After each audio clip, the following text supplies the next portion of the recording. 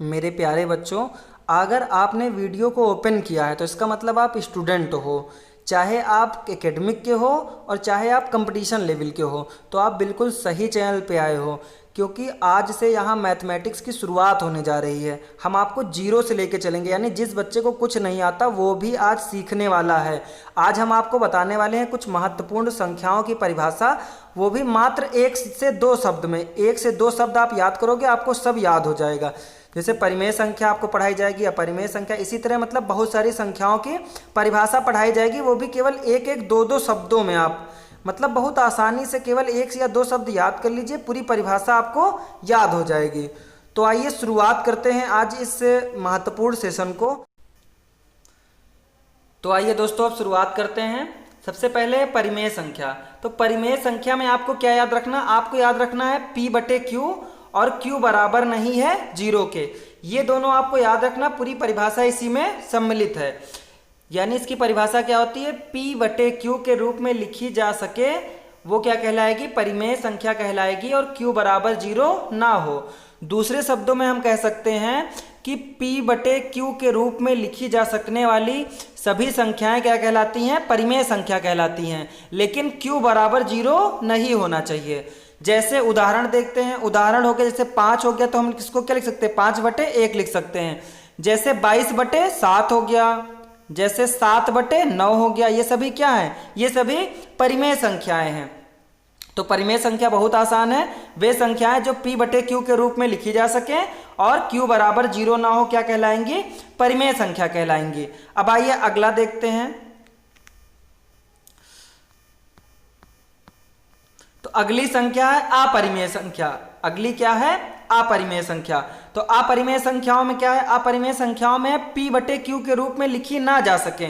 ये संख्याएं P/Q के रूप में लिखी नहीं जा सकेंगी, और Q बराबर 0 इसमें भी नहीं होगा।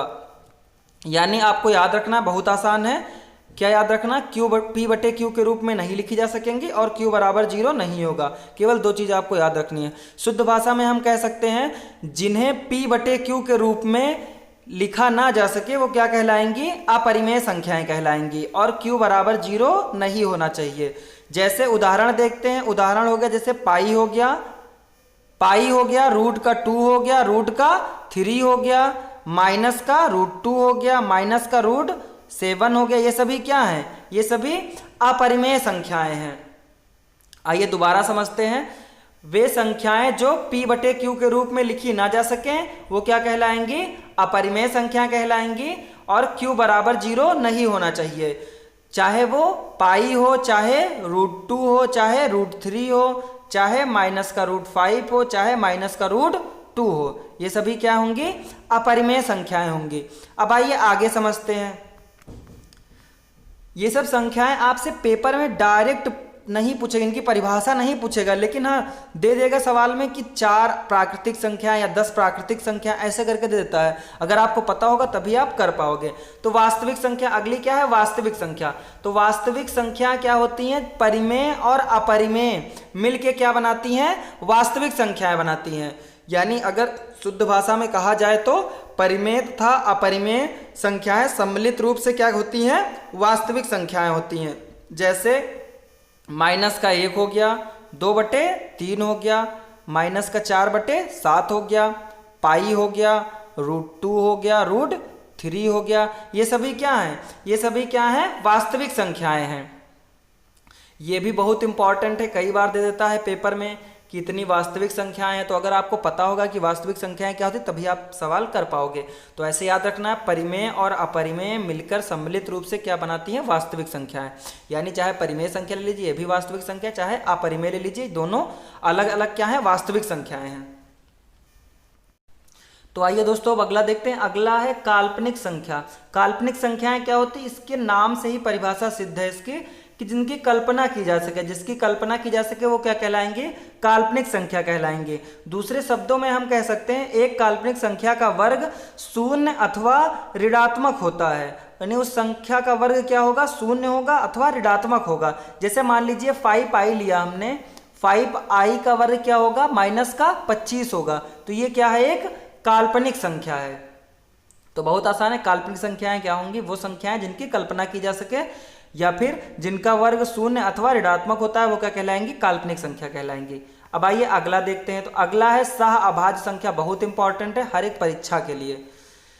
सह अभाज्य संख्याएं क्या होती हैं, संख्याओं का वह युग्म जिनमें एक के अतिरिक्त कोई उभयनिष्ठ गुणनखंड ना हो क्या कहलाएंगे, सह अभाज्य संख्या कहलाएंगे। यानी वे संख्याएं जिनका केवल एक ही गुणनखंड हो उभयनिष्ठ, एक के सिवा कोई अन्य गुणनखंड ना हो, वो क्या कहलाएंगे, सह अभाज्य संख्याएं कहलाएंगे। जैसे 2 हो गया और 5 हो गया, 3 हो गया और 7 हो गया, ये सभी क्या हैं, सह अभाज्य संख्याएं हैं। अब आइए आगे देखते हैं। तो अगला है चर संख्या। चर संख्या भी, ये भी बहुत इंपॉर्टेंट है हर एक क्लास के लिए, चाहे वो 6th क्लास हो चाहे वो कंपटीशन हो। तो चर संख्याएं क्या होती हैं, वे संख्याएं जिनका आंकिक मान बदलता रहता है, वे संख्याएं जिनका आंकिक मान बदलता रहता है क्या कहलाएंगी, चर संख्या कहलाएंगे। चाहे a हो गया, b हो गया और x y z हो गया, ये सभी क्या होंगे, चर संख्या होंगी। कैसे देखते हैं, उदाहरण देखते हैं। जैसे मान लीजिए अगर x आया तो x का कभी मान 1 आएगा और x का कभी मान 2 आएगा, कभी 5 आएगा, कभी -5 आएगा, कभी -3 आएगा, मतलब इसके मान बदलते रहेंगे, कभी कुछ भी आ सकता है, तो वो क्या कहलाएगा, चर संख्या कहलाएगी। अब आइए अगला देखते हैं। तो आइए दोस्तों देखते हैं अब अचर संख्या। अचर संख्या देखने से पहले कुछ बातें आपको बता दें। चाहे आप 6th में हो, चाहे 7th में हो, चाहे 8th में हो, चाहे 9th में, चाहे 10th में, चाहे 11th में, चाहे 12th में, चाहे किसी भी प्रकार की कोई डिग्री डिप्लोमा कर रहे हो आप, और चाहे कोई भी प्रतियोगी परीक्षा की तैयारी कर रहे हो आप, तो आपके हर तरह से आपके लिए ये सभी वीडियो जो सीरीज़ हम ला रहे हैं 6 से 7 महीने के लिए, ये सभी वीडियो बहुत महत्वपूर्ण है। और ये सभी वीडियो कुछ दिन बाद जो है पेड होने वाले हैं। 6 से 7 महीने बाद जब आपका कोर्स कंप्लीट हो जाएगा उसके बाद यही वीडियो सब पेड हो जाएंगे। आपकी डिमांड थी, आप सभी की इच्छा थी, 200 से 300 लोगों ने कहा था कि सर वीडियो बनाइए, और आपका वीडियो की हमको सख्त आवश्यकता है। और तो हम शुरुआत किए हैं, इसीलिए हम वीडियो को केवल कुछ दिनों के लिए फ्री में रख रहे हैं, उसके बाद ये पेड हो जाएंगे। जितने दिन फ्री हैं आप सभी इसका लाभ उठाएं, अपने दोस्तों को भी शेयर करें। ये मान के चलिए कि आपको हम किसी भी प्रतियोगी परीक्षा में, किसी भी प्रतियोगी परीक्षा आप दो, कोई भी 1 नंबर का बाहर से नहीं आने देंगे, सब इसी से फंसेगा। केवल अंक बदले होंगे, बाकी सवाल इसी से होंगे। तो हर एक वीडियो जो है ज़्यादा से ज़्यादा शेयर कीजिए, जिससे आपके साथ और भी बच्चों को लाभ मिल पाए, आपके साथ सबका फ़ायदा हो। कुछ दिन फ्री है, उसके बाद क्या ये होने वाला है, ये पेड होने वाला है। तो पेड होने से पहले आप सभी पढ़ते रहें अच्छे से। हर एक विषय आपको पढ़ाया जाएगा, चाहे वो हिंदी हो, चाहे इंग्लिश हो, चाहे मैथ हो, चाहे EVS हो, चाहे साइंस हो, और चाहे CDP हो, चाहे संस्कृत हो, मतलब कोई भी सब्जेक्ट, हर एक विषय आपको हम पढ़ाएंगे। हम 1 से 2 टीचर रखे हैं। कुछ दिन आपके लिए हम ही वीडियो लाते रहेंगे। कुछ दिन बाद जब सभी टीचरों के एग्ज़ाम ख़त्म हो जाए, कुछ टीचरों के एग्ज़ाम हैं, उसके बाद स्पेशलिस्ट आपको पढ़ाएगा। यानी मैथ के लिए आपको हम पढ़ाएंगे, रीजनिंग पढ़ानी होगी आपको हम पढ़ाएंगे, हिंदी पढ़ानी होगी तो कोई और पढ़ाएगा, इंग्लिश पढ़ाएगा तो कोई और पढ़ाएगा, CDP पढ़ाएगा तो हम पढ़ाएंगे, CDP पढ़ानी होगी, या फिर आपको संस्कृत पढ़ानी होगी तो हम पढ़ाएंगे। मतलब हर एक विषय के लिए एक स्पेशलिस्ट आपको पढ़ाएगा। कुछ दिनों की बात है, 6 महीने केवल आपको फ्री में वीडियो मिल रहे हैं। 6 महीने सभी लोग वीडियो का लाभ उठाएं, और उसके बाद सभी पेड हो जाएंगे। तो पेड होने से पहले सभी लाभ उठाते रहें और अपने दोस्तों को भी शेयर करें, जिससे उनका भी फायदा हो पाए। तो आइए अब शुरू करते हैं। अब आइए देखते हैं अगला क्या है, अचर संख्या। अचर संख्या क्या होता है, जिनका आंकिक मान परिवर्तित ना हो। आंकिक मतलब अंक का मान, जिनका अंक का मान परिवर्तित ना हो क्या कहलाएगी, अचर संख्या कहलाएगी। तो बहुत आसान है। जैसे अगर 2 है तो 2 4 के बराबर नहीं होगा, 6 है 6 8 के बराबर नहीं होगा, 10 है 10 कभी 16 के बराबर नहीं होगा। तो यही सब क्या होती हैं, अचर संख्याएं। यानी गिनती की जो संख्याएं होती हैं वही क्या होती हैं, अचर संख्याएं होती हैं। अब आइए अगला देखते हैं। तो अगला क्या है, सम संख्या। अगला क्या है, सम संख्या। सम संख्याएं बहुत इंपॉर्टेंट और बहुत आसान है। वे संख्याएं जो 2 से विभाजित हों क्या कहलाएंगी, सम संख्या कहलाएंगी। या कह सकते हैं वे संख्याएं जिनके इकाई का इकाई अंक जो है वो 0 हो, 2 हो, 4 हो, 6 हो और 8 हो, इन 5 में से कोई एक अंक हो इकाई का, तो वो भी क्या कहलाएगी? सम संख्या कहलाएगी। तो बहुत आसान है, आइए इसका उदाहरण देखते हैं। जैसे 2 हो गया, 4 हो गया, 6 हो गया, 8 हो गया, 10 हो गया, 12 हो गया, 14 हो गया, है ना। ये सभी क्या हैं? अनंत तक ये सभी क्या हैं? सम संख्याएं हैं। सम संख्याएं क्या होंगी? जो 2 से विभाजित हों वो क्या कहलाएंगी? सम संख्या कहलाएंगी। अब आइए आगे देखते हैं। तो अगला क्या है? विषम संख्या। अगला क्या है? विषम संख्या। वे संख्याएं जो 2 से विभाजित ना हो क्या कहलाएंगी?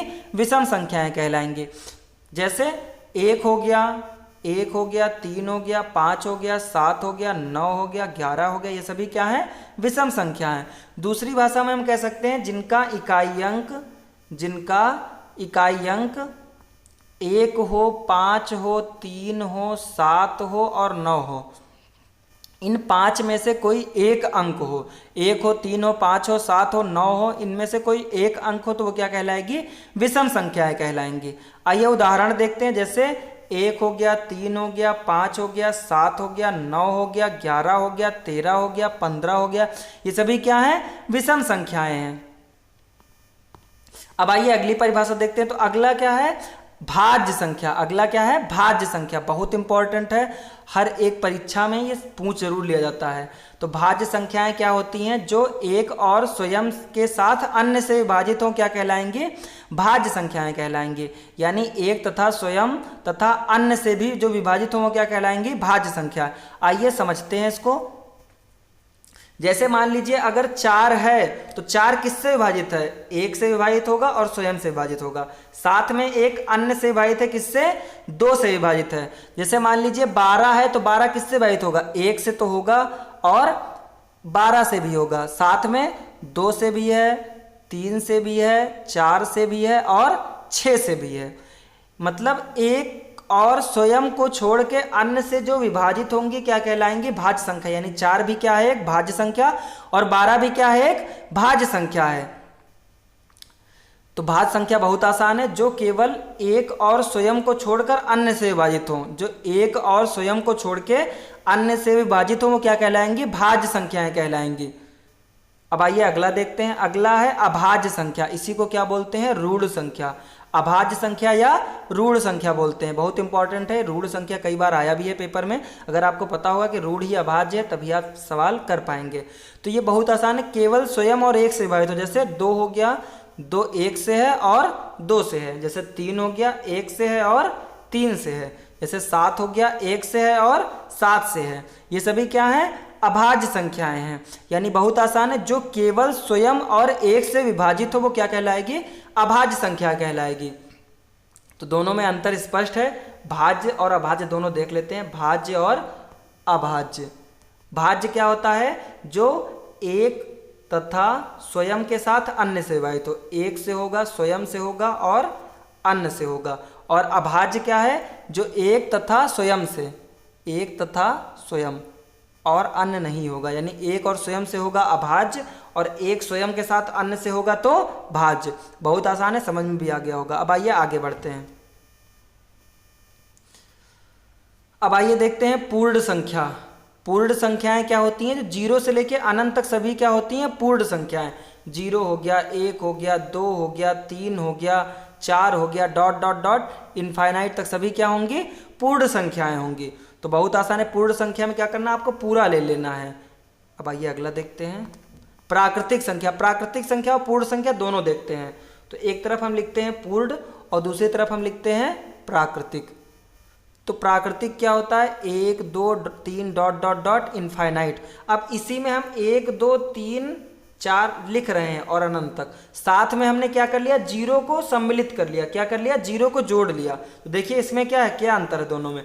पूर्ण संख्या में क्या होगा? 0 होगा, 0 1 2 3 4 5 6 7 डॉट डॉट डॉट इनफाइनाइट। और प्राकृतिक में क्या होगा? 1 2 3 4 5 6 डॉट डॉट डॉट इनफाइनाइट। यानी बहुत बारीक सा अंतर है और बहुत इंपॉर्टेंट भी है। पूर्ण क्या होगा? 0 साथ में ले लिया जाएगा। प्राकृतिक क्या होगा? 1 से शुरुआत की जाएगी। 1 से अनंत क्या होगा? प्राकृतिक होगा और 0 से अनंत क्या होगा? पूर्ण संख्या होगी। तो बहुत इंपॉर्टेंट है, कई बार पेपर में आया हुआ है कि 10 प्राकृतिक संख्याओं का योग बताइए, या 10 प्राकृतिक संख्याओं का औसत बताइए, या 10 पूर्ण संख्याओं का योग बताइए, 10 पूर्ण संख्याओं का औसत बताइए। तो इस तरह प्रश्न बहुत आए हुए हैं। अगर आज की क्लास आप कर रहे हैं तो आपका कॉन्सेप्ट क्लियर होने आने वाला है। तो आइए अब अगला देखते हैं, स्थानीय मान। स्थानीय मान क्या होता है? जैसे जिस स्थान पर उस अंक को लिखा जाता है वही क्या कहलाता है? स्थानीय मान कहलाता है। जैसे मान लीजिए लिखा है 450 लिखा है, हम पूछ रहे हैं 5 का स्थानीय मान, तो ये किस पे लिखा है? किस पे लिखा है? 50 पे लिखा हुआ है। किस पे? 10 डिजिट पे लिखा है, तो हम क्या करेंगे? 10 से मल्टीप्लाई करेंगे। दूसरा उदाहरण देखते हैं, जैसे है 5, 6, 7, 8 और 9। हम पूछे कि 6 का स्थानीय मान क्या है, तो 6 का स्थानीय मान ये किस पे आ रहा? देखिए, इकाई, दहाई, सैकड़ा, हजार, 10,000, ये किस पे आ रहा? 1000 पे आ रहा। किस पे आ रहा? 1000 पे। तो क्या हो जाएगा?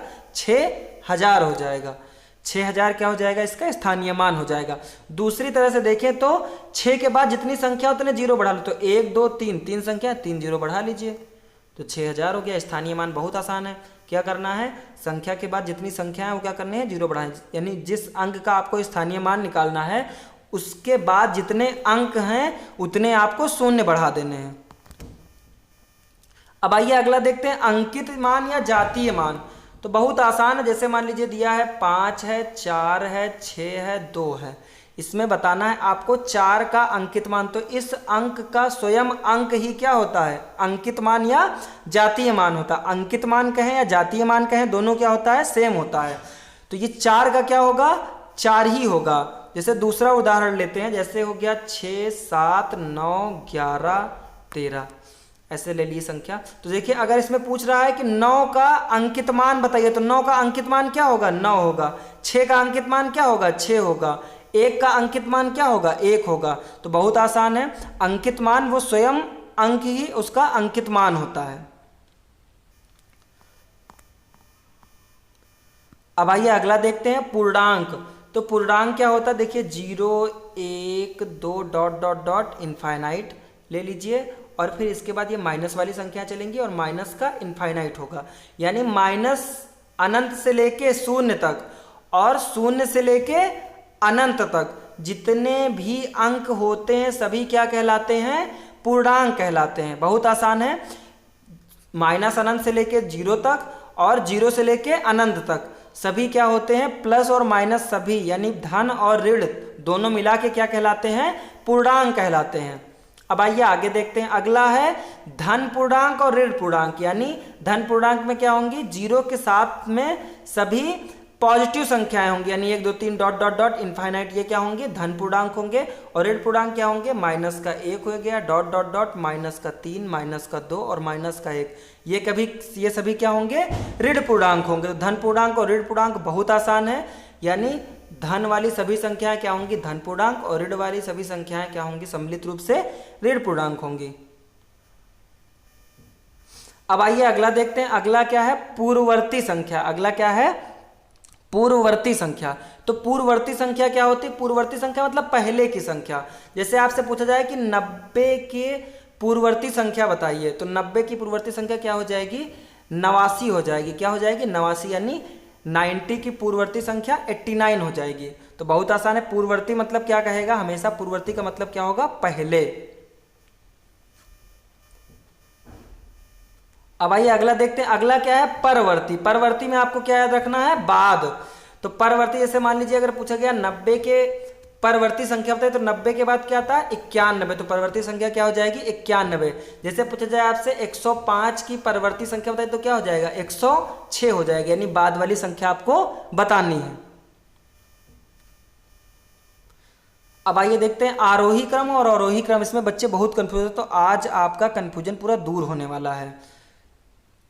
आरोही क्रम क्या होता है?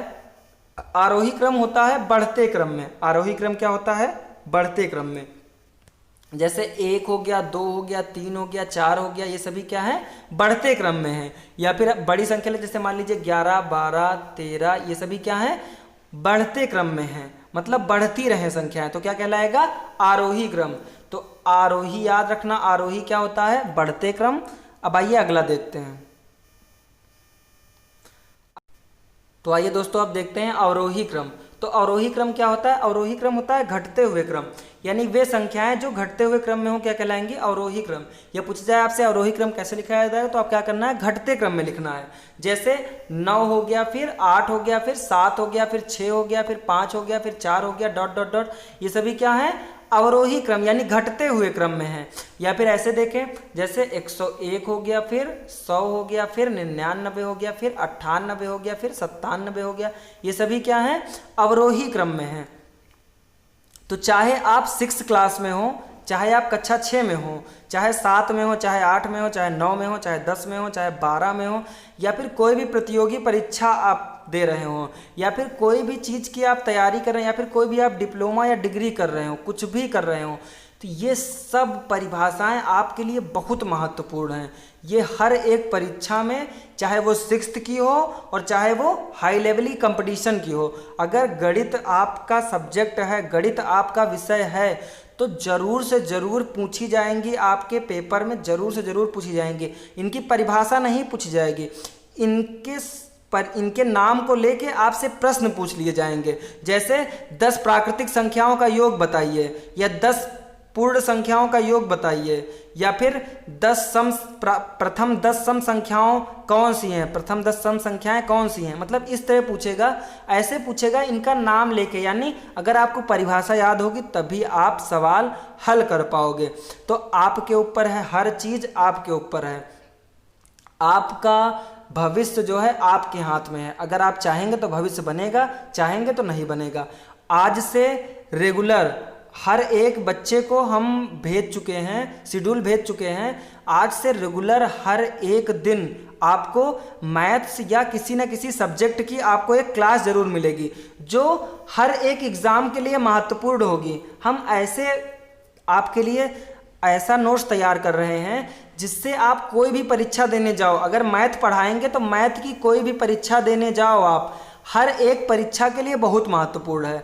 अगर हम हिंदी पढ़ाएंगे तो हिंदी, कोई भी परीक्षा में हिंदी अगर आए तो मतलब 0 से लेके आपको हाई लेवल तक पढ़ाएगा, 0 से लेके शिखर तक पढ़ाया जाएगा, कुछ भी आपका बचेगा नहीं। अगर आप किसी भी परीक्षा की तैयारी दे रहे हैं तो आपका इसके बाहर कुछ नहीं आएगा। चाहे मैथ की बात की जाए, चाहे हिंदी हो, चाहे संस्कृत पढ़ाई जाए, चाहे इंग्लिश पढ़ाई जाए, चाहे ईवीएस पढ़ाई जाए, चाहे साइंस पढ़ाई जाए, मतलब कोई भी सब्जेक्ट हो, हर एक सब्जेक्ट, चाहे सीडीपी पढ़ाई जाए, हर एक सब्जेक्ट आपको हाई लेवल तक ही पढ़ाया जाएगा, मतलब 0 से लेके हाई लेवल तक। मतलब कोई भी परीक्षा आप देने जाओ तो आप केवल एक बार वीडियो देख लो हमारे, फिर आपका पूरा उसी में से फंस जाए, पूरा पेपर उसी से आ जाए। इस तरह आपके लिए वीडियो तैयार किया जा रहा है। हर एक वीडियो को 2 से 3 घंटे लगता है बनाने में। तो आपको केवल क्या करना है, आपको चैनल सब्सक्राइब करना है और लाइक करना है और शेयर करना है। शेयर इसलिए करना है क्योंकि आपके साथ प्रसाद आपको मिल रहा है, आपके साथ और लोग भी प्रसाद पा पाएँ। फ्री ऑफ कॉस्ट चल रहा है, ये 6 से 7 महीने फ्री चलेगा। उसके बाद इस पर अमाउंट रख दिया जाएगा, मतलब पेड क्लास हो जाएगी। जितने दिन पेड क्लास नहीं है, सब लोग अच्छे से पढ़ते रहिए, सभी लोग शेयर करें, क्योंकि जल्द से जल्द जो है ये पेड होने वाला है। तो जितने दिन आपको फ्री में वीडियो मिल रहे हैं आप पढ़ते रहें। 6 से 7 महीना ये हम चलाने वाले हैं। कुछ बच्चों की डिमांड थी, आप लोगों की ही डिमांड थी कि सर जी वीडियो बनाइए, और सभी वीडियो होने चाहिए हर एक प्रतियोगी परीक्षा के लिए महत्वपूर्ण। तो हर एक प्रतियोगी परीक्षा के लिए ये महत्वपूर्ण है। कोई भी परीक्षा अगर आप देने जा रहे हो तो आपका ये वीडियो एकदम परफेक्ट रहेगा, आपके लिए हमेशा काम देगा। चाहे आप जब आप भूल जाओ परिभाषाओं को, तो आप तुरंत क्या करना है, आपको वीडियो देख लेना। वीडियो आप देख लोगे तुरंत परिभाषाएं तैयार हो जाएंगी। तो मिलते हैं अब अगले वीडियो में। नेक्स्ट वीडियो रहेगा बेसिक क्लास 2 का, और तब तक के लिए जय हिंद।